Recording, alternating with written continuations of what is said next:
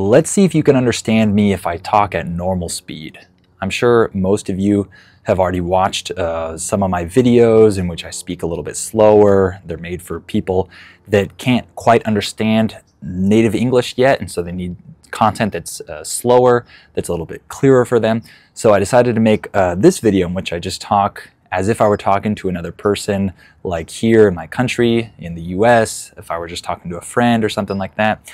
And so I want to make this video, and you can use it to see if you can understand me without reading the subtitles, or maybe you can understand me while you're reading the subtitles.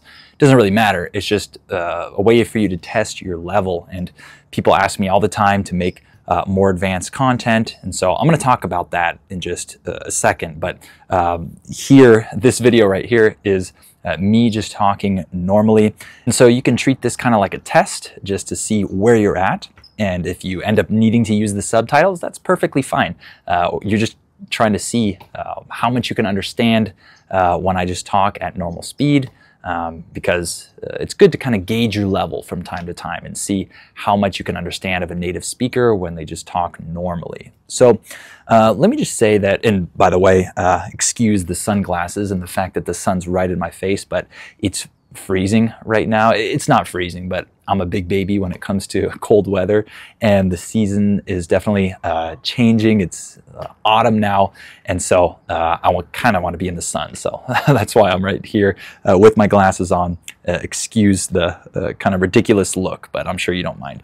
So in general, I'm easier to understand than most other native speakers are. And some people would say I'm the easiest person to understand. I've had people tell me that literally I'm the easiest person on the face of the earth for them to understand in English. Of course, I'm talking about non-native English speakers, learners who are trying to learn English. They'll tell me that I'm the only one they can understand. I'm the easiest person. I've always spoken more clearly than other people, even before I was an English teacher. So it's not just because I'm a teacher or just because I make this content. In general, I'm a clear speaker. I've always been kind of a storyteller. I've always loved telling stories and talking about things in an animated way and recounting things from the past. My friends used to tell me that I was a good storyteller. I'm a little bit more dramatic in the way that I speak than other people, perhaps. And I don't normally speak that fast. It's just not normal for me to talk super fast like that. And so I'm a little bit easier for people to understand, let's say. So if you can understand me right now, me talking at normal speed, that doesn't mean that you're going to be able to understand every other native English speaker when they talk at normal speed. So I just wanted to make that note. And so usually because I'm easier for people to understand, because of that, people like to use my content as kind of like an introduction to native English. So that's why people use like my advanced podcast episodes, even my US Conversations podcast. People use those things because when I talk at normal speed, they can still understand me better than other native speakers. And so it's kind of like an intermediate step in between like listening to slower content and listening to just random native speakers talking. Me talking at normal speed is usually kind of like one step in between there, just because I'm easier for people to understand. So that kind of helps bridge the gap between content made for learners and then authentic content. So that's one of the reasons why people like my fast content, my advanced episodes, my US Conversations podcast.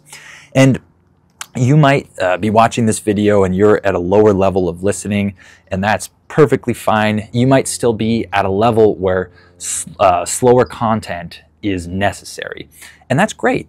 You just use that content and work your way up until you can eventually use content in which I'm speaking at normal speed, or another native speaker is speaking at normal speed. It's just like a matter of getting a little bit better, a little bit more comfortable every day, and using content that's appropriate for your level. And so let me talk about content appropriate for your level. Like in the comment section of every single video, I'm sure maybe even in this video, under this video, you'll see comments like this as well. let me address the questions about people that people ask about B1 videos, B2 videos, or whatever, C1 videos. So I've talked about this before, and I'll mention this again. So you have probably seen that I make a lot of A1 videos, A2 videos, and the way that I make those videos is, it's not that an A1 video contains content that is perfectly understandable for everyone at an A1 level.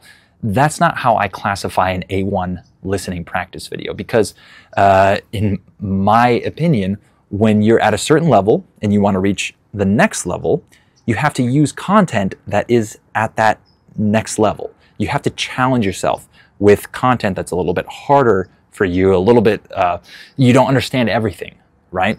And so if you're at an A1 level and you're listening to a video that's titled A1 listening practice, and that video just contains language that you understand perfectly, that's not that good of practice. I mean, sure, it's good to listen to anything, but that's not necessarily helping you reach the next level. So when I title a video A1 English listening practice, just know that there's content in there, or the whole video itself might be above an A1 level, but that's the content that you should be using if you're at an A1 level, because you should be listening to content that's a little bit challenging for you. So I know some people have mentioned that in the past, like, oh, this isn't A1, this is harder than that.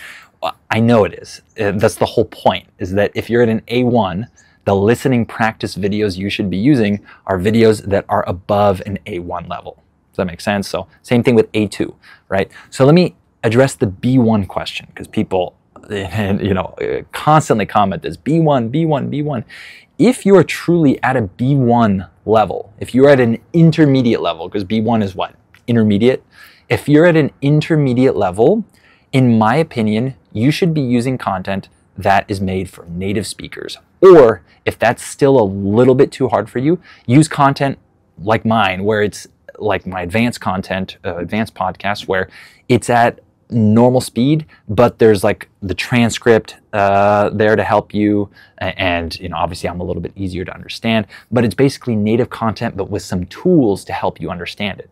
Or like my US Conversations podcast. It's native content, we speak normally, but there's the tool of the transcript with the definitions of words and phrases that helps you understand that native content. If you're at a B1 level, do not seek intermediate level podcasts and YouTube videos if you truly want to reach the next level. I'm not saying it's bad to do this, but what you should be doing is you should be using native content as quickly, as soon as you can, not too soon, but I mean as soon as it's suitable for you. Okay, so once I reach a B1 level in Greek, you better bet that I'm forgetting all the learner content. I'm not going to use any more content that's made for learners at B2, at B1. No, I'm just going to use native content and hopefully have tools that can help me understand that. Or I might use a podcast made by a Greek teacher, but they're speaking at normal speed and they provide the transcript or something like that. So, I'm not going to make B1 and B2 videos and title them B1, B2, because that goes against my philosophy. Because I think if you're at a B1 level, you should be trying to use native content. Like this video right now is a B1 video for you. I'm not saying that this content is B1. Of course, I'm just speaking like a native speaker. But if you're at a B1 level, this is the type of content you should be using. It has the subtitles, so it helps you understand me as I'm talking. So B1 should basically just be native content that has something that helps you understand it, like subtitles, a transcript, definitions, things like that. Or you can just try it without those things. So I want to address that because I get that question all the time. So if you're asking for B1 videos, that means you need to start using content like this. Use native content, okay?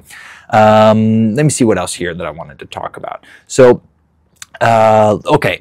Yeah, if you insist and you say, no, Connor, I really want you to make B1 level content, B2 level content.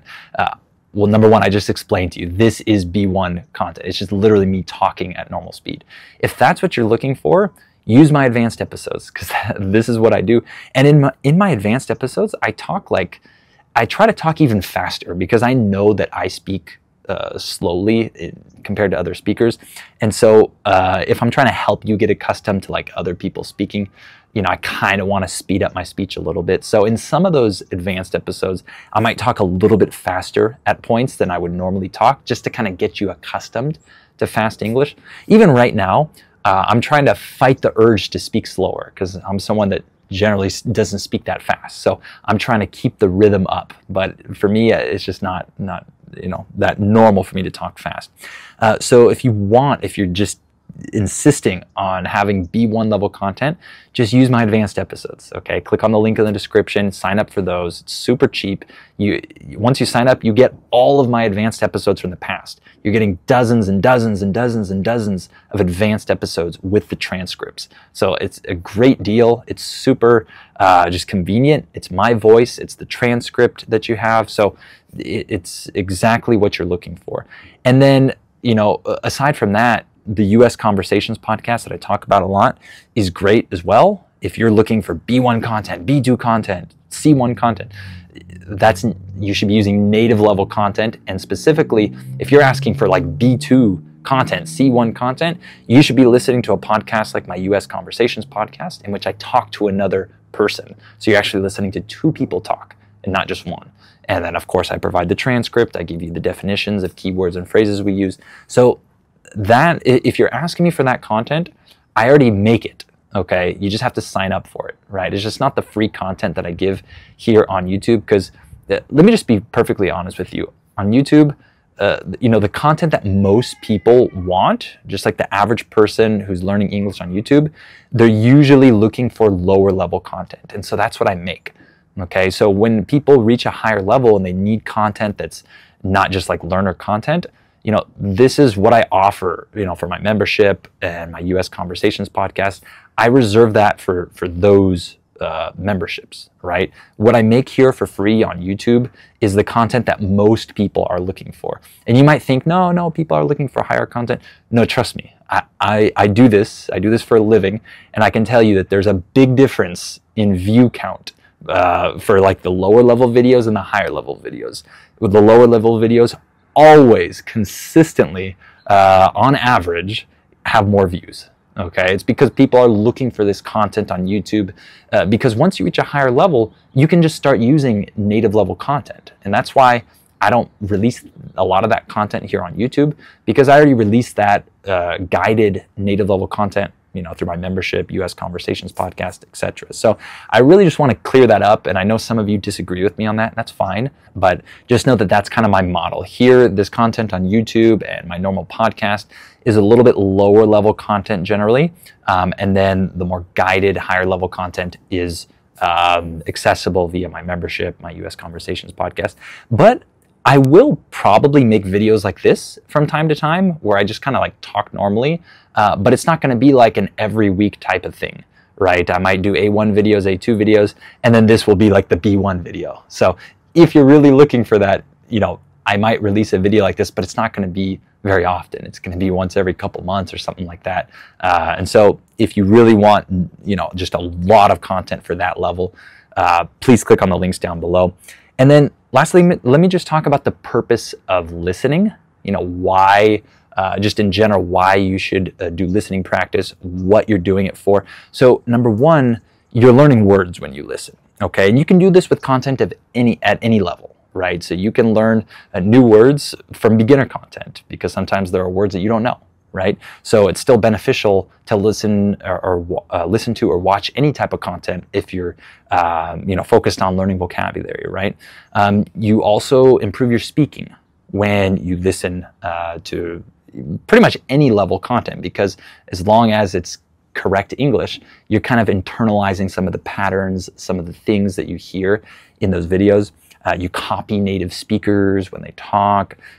Even like in my lower level videos, you can copy the sentence structures that I use. And once you hear them over and over again, they just become natural for you to use. You kind of get a feel for things, you know, grammar, you know, different structures. And of course, you can use repetition with those things. And just, you know, once you listen to that same piece of content again and again, you're just going to want to say things that you hear in that content. So it helps you improve your speaking. And then number 3, so vocabulary, speaking, and then listening. So obviously listening helps you listen, but specifically, like I mentioned before, if your goal is to improve your listening, all right, I want to kind of end on this idea, what I already mentioned before, you have to listen to content that's harder than just the level where you're at. If you just listen to content at the level where you're at, yeah, you're going to learn words, it's going to help your speaking, that's all great, that's beneficial. But if your goal is to understand better, then you have to use content that's a little bit challenging for you, okay? That's why I do the videos the way I do them. That's why I make them this way. If it says A1, it's not just A1 content. It's harder than A1 so that you can actually practice with something that's challenging for you to reach that next level, right? So if you're at a B1 level, again, and your goal is to practice your listening, right? You really want to get better at listening. You have to listen to something that's a little bit above your level. So if you're at a B1 level, use guided native content, like I already mentioned. So if you're looking for content that will help you improve your listening and you're already more at an intermediate level, then make sure to click on the links down below for my more advanced content, and those will be great for you to help you achieve your listening goals, okay? All right, thank you all for watching this video, and I'll talk to you in the next one.